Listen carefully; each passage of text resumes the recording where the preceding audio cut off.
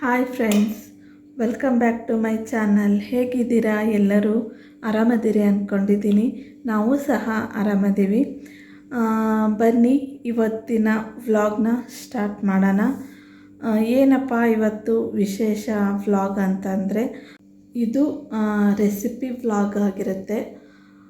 ಏನು ರೆಸಿಪಿ ಅಂತಂದರೆ ಮನೆಯಲ್ಲಿ ಕಾಯಿದೆ, ಸುಮ್ಮನೆ ವೇಸ್ಟ್ ಆಗುತ್ತೆ, ಅದಕ್ಕೆ ಕಾಯಿ ಒಬ್ಬಟ್ಟು ಮಾಡಿದರೆ ಆಯಿತು ಅಂತ ಹೇಳಿ ಅಂದ್ಕೊಂಡು ಸ್ಟಾರ್ಟ್ ಮಾಡಿದ್ದೀನಿ.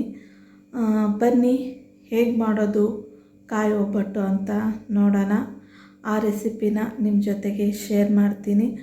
ಆಲ್ಮೋಸ್ಟ್ ಸುಮಾರು ರೆಸಿಪಿ ವಿಡಿಯೋಗಳು ನನ್ನ ಚಾನಲ್ನಲ್ಲಿದೆ. ಯಾರೆಲ್ಲ ನೋಡಿದ್ದೀರೋ, ಯಾರಿಗೆಲ್ಲ ಇಷ್ಟ ಆಗಿದೆಯೋ ದಯವಿಟ್ಟು ಒಂದು ಲೈಕ್ ಮಾಡಿ, ಶೇರ್ ಮಾಡಿ, ಹೇಗಿತ್ತು ಅಂತ ಕಮೆಂಟ್ ಮೂಲಕ ತಿಳಿಸಿ. ಹಾಗೆ ಸಬ್ಸ್ಕ್ರೈಬ್ ಆಗೋದನ್ನು ಮಾತ್ರ ಮರಿಬೇಡಿ.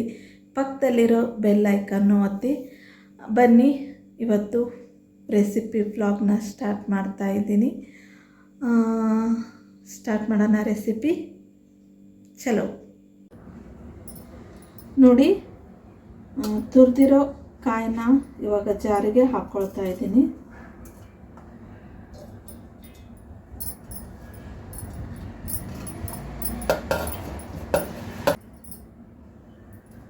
ಇದಕ್ಕೆ 2 ಏಲಕ್ಕಿನ ಬಿಡಿಸಿ ಹಾಕ್ಕೊಳ್ತಾ ಇದ್ದೀನಿ.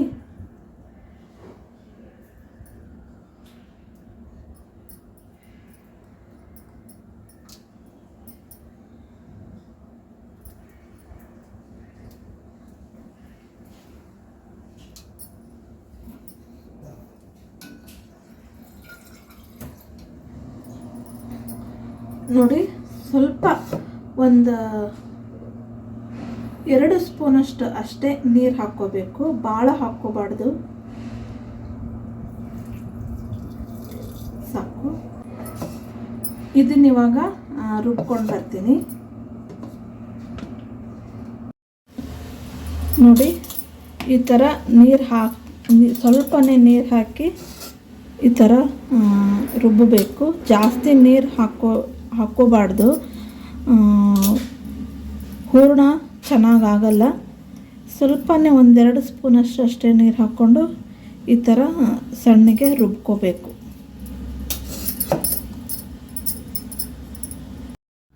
ನೋಡಿ, ನಾನು ಈ ಬಟ್ಲದಿಂದ ಕೊಬ್ಬರಿ ಅಳತೆ ಮಾಡ್ಕೊಂಡಿದ್ದೀನಿ. ಇದರಿಂದ 3/4 ಭಾಗದಷ್ಟು ಕೊಬ್ಬರಿ ಆಗಿದೆ. ಹಾಗಾಗಿ ನಾನು ಅರ್ಧ ಬಟ್ಲದಷ್ಟು ಬೆಲ್ಲ ತೊಗೊಂಡಿದ್ದೀನಿ. ನಮ್ಮ ಮನೆಯಲ್ಲಿ ಸ್ವೀಟು ಕಡಿಮೆ ತಿನ್ನೋದು, ಹಾಗಾಗಿ ನಾನು ಅರ್ಧ ಬಟ್ಲು ಬೆಲ್ಲ ತೊಗೊಂಡಿದ್ದೀನಿ. ನಿಮ್ಮ ಮನೆಯಲ್ಲಿ ಸ್ವೀಟ್ ಜಾಸ್ತಿ ತಿಂತೀರ ಅನ್ನೋದಾದರೆ 3/4 ಬಟ್ಲಷ್ಟು ನೀವು ಬೆಲ್ಲನ ತೊಗೋಬೇಕಾಗುತ್ತೆ. ಇದಕ್ಕೆ ಕರಗೋಕ್ಕೆ ಎಷ್ಟು ನೀರು ಬೇಕೋ ಅಷ್ಟು ನೀರು ಹಾಕಿ ಇದನ್ನು ಮೊದಲು ಕರಗಿಸ್ಕೊಳ್ತೀನಿ. ಬೆಲ್ಲನ ಒಂದು ಸ್ವಲ್ಪನೇ ಹಾಕಿದ್ದೀನಿ ಬೆಲ್ಲ ಕರಗೋಕ್ಕೆ. ಇವಾಗ ಗ್ಯಾಸ್ ಹಚ್ಕೊಳ್ತೀನಿ ಫಸ್ಟಿಗೆ.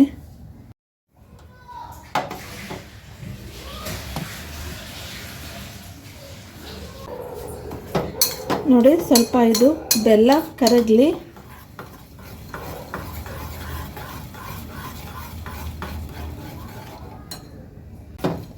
ಇಷ್ಟು ಚಿಕ್ಕದ್ರಲ್ಲಿ ಇಟ್ಕೊಂಡಿದ್ದೀನಿ ಅಂತ ಅಂದ್ಕೋಬೇಡಿ. ಫಸ್ಟಿಗೆ ಇದು ಬೆಲ್ಲ ಕರಗಬೇಕಲ್ವ, ಹಾಗಾಗಿ ಇದರಲ್ಲಿ ಕರಗಿಸಿ ಆಮೇಲೆ ಬೇರೆದರಲ್ಲಿ ನಾನು ಮಾಡ್ಕೊಳ್ತೀನಿ.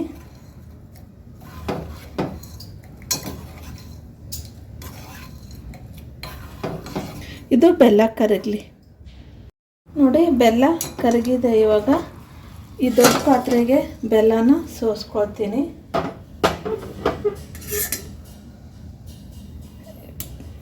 ಬೆಲ್ಲದಲ್ಲಿ ಕಸ ಏನಾದರೂ ಇದ್ದರೆ ಹೋಗುತ್ತೆ ಅಂಥೇಳಿ ಫಸ್ಟಿಗೆ ಬೆಲ್ಲನ ಕರಗಿಸ್ಕೋಬೇಕು. ಈ ಥರ ಸೋಸ್ಕೊಂಡಾದಮೇಲೆ ಮತ್ತೆ ನೀವು ಬೇರೆ ಇದರಲ್ಲಿ ಪಾಕ ಬರೋವರೆಗೂ ನೋಡ್ಕೋಬೇಕು. ಇದು ಇವಾಗ ಚೆನ್ನಾಗಿ ಪಾಕ ಬರೋ ತನಕ ಕುದಿಸ್ಕೊಳ್ಳೋಣ.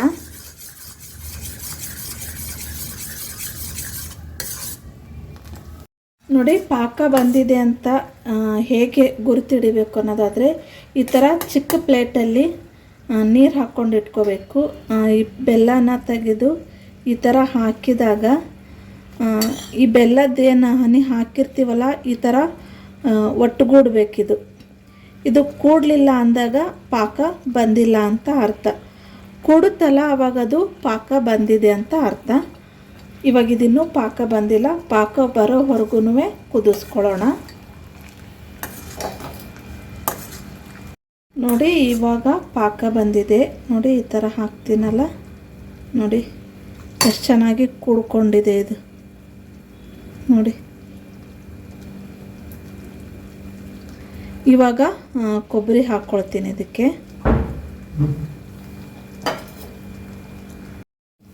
ನೋಡಿ ಇವಾಗ ತುರಿದು ರುಬ್ಬಿ ಇಟ್ಕೊಂಡಿರೋ ಕೊಬ್ಬರಿನ ನಾನಿಲ್ಲಿ ಹಾಕ್ಕೊಳ್ತೀನಿ. ಇವಾಗ ಚೆನ್ನಾಗಿ ಮಿಕ್ಸ್ ಮಾಡ್ಕೋಬೇಕು.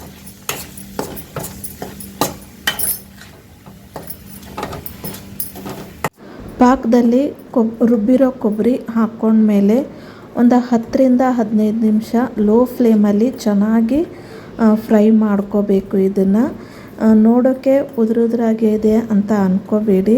ಇದು ಉಂಡೆ ಕಟ್ಟೋಕ್ಕೆ ಬರುತ್ತೆ, ಹೂರಣ ರೀತಿ ಆಗುತ್ತೆ. ಇದು ಸ್ವಲ್ಪ ಆರಬೇಕು.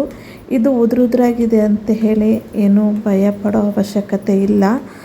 ಆರಿದ ಮೇಲೆ ಉಂಡೆ ಆಗುತ್ತೆ. ಮತ್ತು ಇದು ಗಟ್ಟಿ ಆಗೋವರೆಗೂ ನೀವು ಫ್ರೈ ಮಾಡಿಕೊಂಡ್ರೆ ಹೋಳಿಗೆ ಚೆನ್ನಾಗಿ ಬರೋದಿಲ್ಲ. ಹಾಗಾಗಿ ಇದನ್ನು ಈ ಥರ ಇರುವಾಗಲೇ ಒಂದು 10 ನಿಮಿಷ ಫ್ರೈ ಮಾಡಿಕೊಂಡು ತೆಗೆದುಬಿಟ್ರೆ ಆಯಿತು. ನೋಡಿ ಈ ಥರ ಆಗಿದೆ. ಇದು ಕೈಗೆ ಅಂಟ್ತಿರಬೇಕು. ಈ ಥರ ಪೂರ ಆರಿದ ಮೇಲೆ ಗಟ್ಟಿ ಆಗಿಬಿಡುತ್ತಿದ್ದು. ಹಾಗಾಗಿ ಸ್ವಲ್ಪ ಕೈಗೆ ಅಂಟ್ತಿರುವಾಗಲೇ ಇದನ್ನು ತೆಗೆದು ಇಟ್ಕೊಂಡು ಬಿಡಬೇಕು. ಆರಿದ ಮೇಲೆ ಇದು ಸರಿ ಹೋಗುತ್ತೆ. ಇವಾಗ ಇದಕ್ಕೆ ಒಂದು 2 ಸ್ಪೂನಷ್ಟು ಎಣ್ಣೆ ಹಾಕ್ಕೊಳ್ತೀನಿ.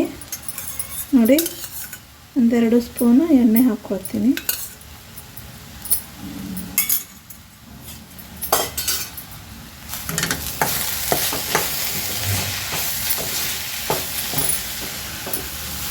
ಇದು ಆರಿದ ಮೇಲೆ ಸರಿ ಹೋಗುತ್ತೆ. ಇದು ಆರೋದ್ರೊಳಗೇ ನಾವು ಕಣಕನ ರೆಡಿ ಮಾಡ್ಕೊಳ್ಳೋಣ. ನಾನಿಲ್ಲಿ ಮೈದಾ ಹಿಟ್ಟು ತೊಗೊಂಡಿದ್ದೀನಿ. ನೀವು ಬೇಕಿದ್ದರೆ ಗೋಧಿ ಹಿಟ್ಟು ಬೇಕಾದರೂ ಯೂಸ್ ಮಾಡ್ಕೊಳ್ಳಿ. ನಾನಿಲ್ಲಿ ಮೈದಾನೇ ಯೂಸ್ ಮಾಡಿದ್ದೀನಿ. ನಾವೇನು ಡೈಲಿ ಮೈದಾ ಏನು ತಿನ್ನೋದಿಲ್ಲ, ಅಪರೂಪಕ್ಕೊಮ್ಮೆ ತಿಂತೀವಿ. ಹಾಗಾಗಿ ನಾನಿಲ್ಲಿ ಮೈದಾನೇ ಯೂಸ್ ಮಾಡಿದ್ದೀನಿ. ಜಾಸ್ತಿ ಯಾರು ಮೈದಾ ಯೂಸ್ ಮಾಡೋಕ್ಕೆ ಇಷ್ಟಪಡೋದಿಲ್ವೋ ಅವರು ಗೋಧಿ ಹಿಟ್ಟು ತೊಗೋಬೋದು. ಇದನ್ನಿವಾಗ ಹೋಳಿಗೆ ಹಿಟ್ಟಿನ ಹದಕ್ಕೆ ಕಲಿಸ್ಕೋಬೇಕು. ಹಿಟ್ಟಿಗೆ 1 ಚಿಟಿಕೆಯಷ್ಟು ಉಪ್ಪನ್ನ ನಾನು ಹಾಕ್ಕೊಳ್ತೀನಿ.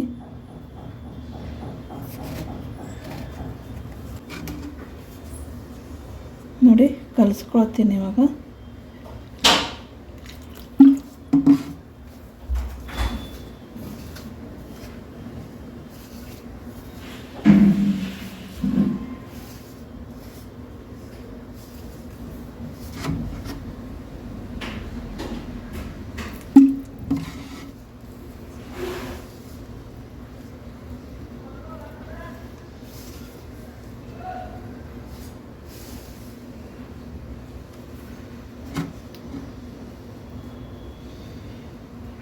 ನೋಡಿ ಈ ಥರ ಕೈಗೆ ಅಂಟ್ಕೊಳ್ಳೋ ಹಾಗೆ ಹಿಟ್ಟನ್ನ ಕಲಿಸ್ಕೋಬೇಕು. ಇದಕ್ಕೆ 1-2 ಸ್ಪೂನು ಎಣ್ಣೆ ಹಾಕಿ ಇದನ್ನು ಒಂದು ಅರ್ಧ ಗಂಟೆ ನೆನೆಯೋಕ್ಕೆ ಬಿಟ್ಬಿಡೋಣ.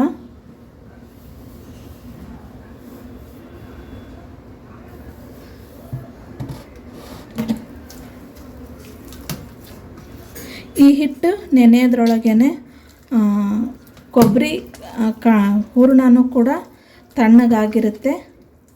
ಆಮೇಲೆ ಹೋಳಿಗೆನ ತಟ್ಕೊಳ್ಳೋಣ.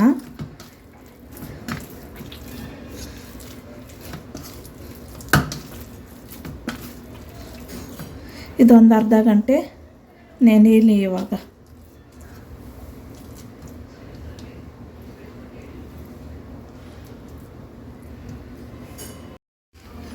ನೋಡಿ ಕಣಕನೂ ಸಹ ರೆಡಿಯಾಗಿದೆ. ಇದು ನೆಂದಿದೆ ಚೆನ್ನಾಗಿ. ಹೂರ್ಣನೂ ಆರಿದೆ, ಇದು ತಣ್ಣಗಾಗಿದೆ ಫುಲ್.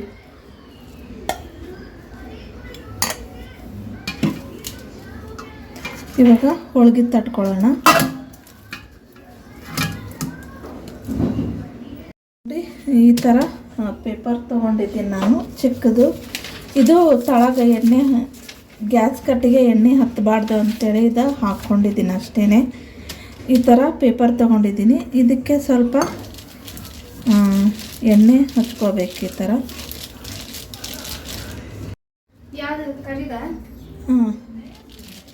ಅದಲ್ಲಮ್ಮ, ಇದು ನಾನ್ ಸ್ಟಿಕ್ ಚಪಾತಿ ಬೇಯಿಸ್ತೀವಲ್ಲ, ಎಣ್ಣೆ ಹಚ್ಕೊಂಡಿದ್ದೀನಿ. ಕಣಕ ತೊಗೊಂಡಿದ್ದೀನಿ. ಈ ಥರ ಇದು ನಿಮ್ಗೆ ರೌಂಡಕ್ಕೆ ಮಾಡ್ಕೋಬೇಕು. ಈ ಥರ ಹೂರ್ಣ ಆಯ್ತಲ್ಲ ನೋಡಿ, ಚೆನ್ನಾಗಿ ಆರಿ ಈ ಥರ ಉಂಡೆ ಮಾಡ್ಕೋಬೇಕು. ನಿಮ್ಗೆ ಎಷ್ಟು ದೊಡ್ಡ ಹೋಳಿಗೆ ಬೇಕೋ ಅಷ್ಟು ದೊಡ್ಡದನ್ನು ನಾವು ಇಲ್ಲಿ ಮಾಡ್ಕೋಬೋದು.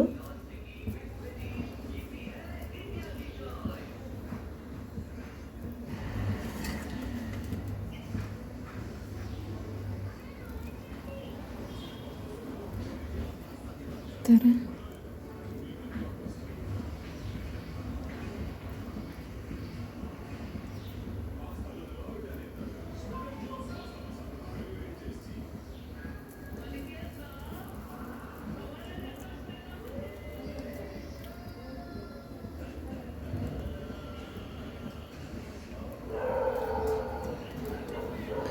ಈ ಥರ ಮತ್ತೆ ಎಣ್ಣೆ ಹಚ್ಕೊಂಡು ಇದನ್ನು ತಟ್ಕೋಬೇಕು. ಮೇಲೊಂದು ಪೇಪರ್ಗೆ ಎಣ್ಣೆ ಹಾಕ್ಕೋಬೇಕು. ಈ ಥರ ಹಾಕ್ಕೊಂಡು ಇದೇನೈತಲ್ಲ ಈ ಥರ ಹಿಂಗೆ ಮಾಡಿದರೆ ಹೋಳಿಗೆ ನಿಮಗೆ ಎಷ್ಟು ದೊಡ್ಡದು ಬೇಕೋ, ಎಷ್ಟು ತಳ್ಳಗೆ ಬೇಕೋ ಅಷ್ಟು ತಳ್ಳಗೆ ಅಷ್ಟು ದೊಡ್ಡದು ಹೋಳಿಗೆ ಮಾಡ್ಕೋಬೋದು.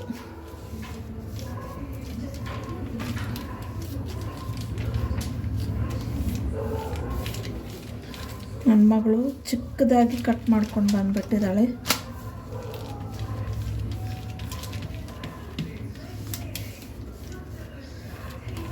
ಒಂದು ಸೈಡು ಹಂಚು ಕಾಯೋಕ್ಕೆ ಇಟ್ಟಿದ್ದೀನಿ. ಆಲ್ರೆಡಿ ಬಿಸಿ ಆಗ್ತಾಯಿದೆ ಹಂಚು.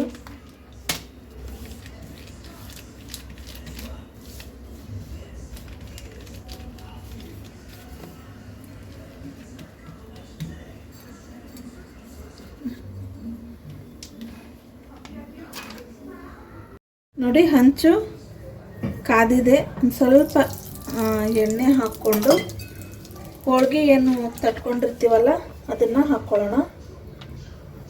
ನೋಡಿ ಎಷ್ಟು ಚೆನ್ನಾಗಿ ಬಂದಿದೆ ಹೋಳಿಗೆ. ಮತ್ತು ಮೇಲೆ ಎಣ್ಣೆ ಹಾಕ್ಕೋಬೇಕು ಅನ್ನೋದು ಏನೂ ಇಲ್ಲ. ಇದು ಕೊಬ್ಬರಿ ಹೋಳಿಗೆ ಅಲ್ವಾ, ಅದೇ ಕೊಬ್ಬರಿನೇ ಸ್ವಲ್ಪ ಎಣ್ಣೆ ಬಿಡುತ್ತೆ. ಹಾಗಾಗಿ ಮೇಲೆ ನಾವು ಎಣ್ಣೆ ಹಾಕ್ಕೋಬೇಕಾಗಿದ್ದ ಅವಶ್ಯಕತೆ ಏನೂ ಇಲ್ಲ.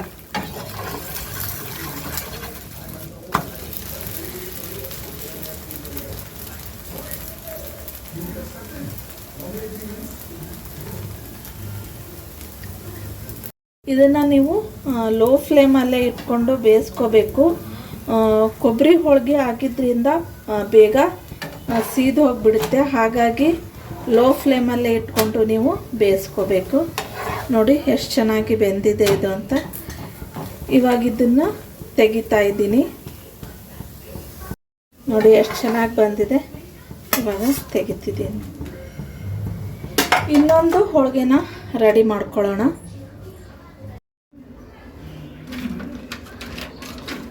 ನೋಡಿ ಒಂದು ಚಿಕ್ಕ ನಿಂಬೆಹಣ್ಣಿನ ಗಾತ್ರದಷ್ಟು ಕಣಕನ ನಾವು ತಗೋಬೇಕು. ಇದನ್ನು ಈ ಥರ ಕೈಯಲ್ಲಿ ಚೆನ್ನಾಗಿ ಎಣ್ಣೆ ಹಚ್ಕೊಂಡು ಅಗ್ಲಕ್ಕೆ ಮಾಡ್ಕೋಬೇಕು. ಈ ಥರ ಕಾಣಿಸ್ತಿದೆಯಾ? ಈ ಥರ ಮಾಡ್ಕೋಬೇಕು. ಇವಾಗ ಹೂರಣ ಏನಿತ್ತಲ್ಲ ಇದನ್ನು ಈ ಥರ ಇಟ್ಕೊಂಡು ಚೆನ್ನಾಗಿ ಫಿಲ್ ಮಾಡ್ಕೋಬೇಕು ಇದನ್ನು.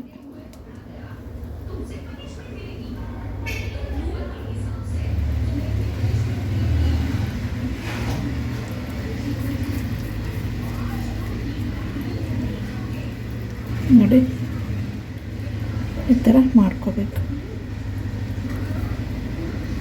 ಈಗ ಮತ್ತೆ ಸ್ವಲ್ಪ ಇದಕ್ಕೆ ಎಣ್ಣೆ ಹಚ್ಕೊಂಡು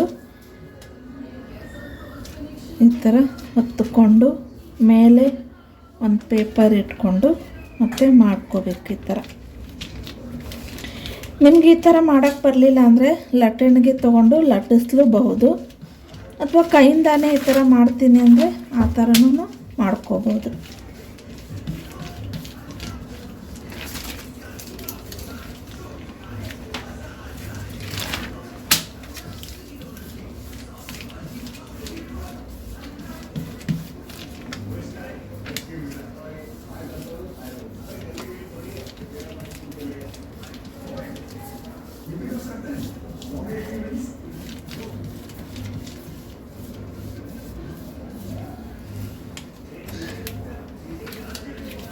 ಸರಿ, ಈ ಥರ ಅಷ್ಟು ಹೋಳಿಗೆನೂ ನಾನು ಮಾಡಿ ತೊಗೊಂಡು ಬರ್ತೀನಿ. ನೋಡಿ ಎಷ್ಟು ಚೆನ್ನಾಗಿ ಬಂದಿದೆ.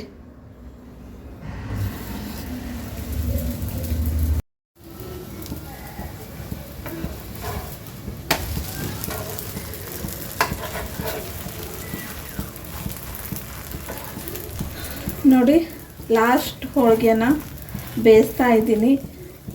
ಇಷ್ಟೊಂದು ಹೋಳಿಗೆ ಆಗಿದೆ ನೋಡಿ, ಎಷ್ಟು ತೆಳ್ಳಗೆ ಬಂದಿದೆ ಅಂತ. ಚೆನ್ನಾಗಿ ಉಬ್ಬಿ ಬಂದಿದೆ ಹೋಳಿಗೆ ನೋಡಿ. ಮಾಡ್ತಿದ್ದಂಗೆ ನನ್ನ ಮಗ ಕೊಡಮ್ಮ ಅಂತ ಕೇಳ್ತಿದ್ದ. ಇವಾಗ ಅವನಿಗೆ ಕೊಡೋಣ. ಸುಮೋ ಬಾ.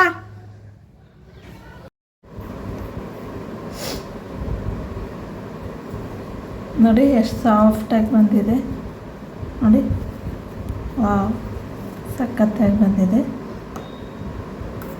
ಈ ಥರ ತಗೊಂಡು ಈ ಥರ ಗಟ್ಟಿ ತುಪ್ಪ ಹಾಕ್ಕೊಂಡು ತಿಂತಿದ್ರೆ ಎಷ್ಟು ಹೋಳಿಗೆ ತಿನ್ನಬೇಕು ಅನಿಸಿದ್ರೂ ತಿಂದ್ರೂ ಸಾಕು ಅಂತ ಅನಿಸೋದಿಲ್ಲ ನೋಡಿ.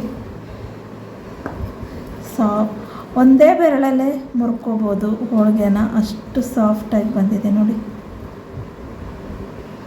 ಎರಡೆರಡು ಪದರಾಗಿ ಕಾಣಿಸ್ತಾ ಇದೆ ನೋಡಿ.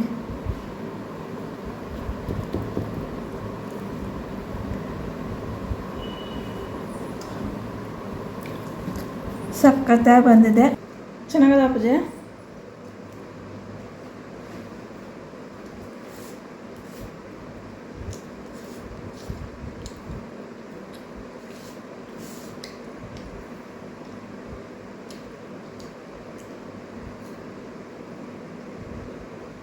ಓಕೆ ಫ್ರೆಂಡ್ಸ್, ಈ ವ್ಲಾಗ್ನ ಇಲ್ಲಿಗೆ ಎಂಡ್ ಮಾಡ್ತಾ ಇದ್ದೀನಿ. ಇವತ್ತು ನಾನು ಮಾಡಿರೋ ಒಬ್ಬಟ್ಟು ನನ್ನ ಮಕ್ಕಳಿಗೆ ಮತ್ತು ನಮ್ಮ ಮನೆಯವ್ರಿಗೆ ತುಂಬ ಇಷ್ಟ ಆಯಿತು.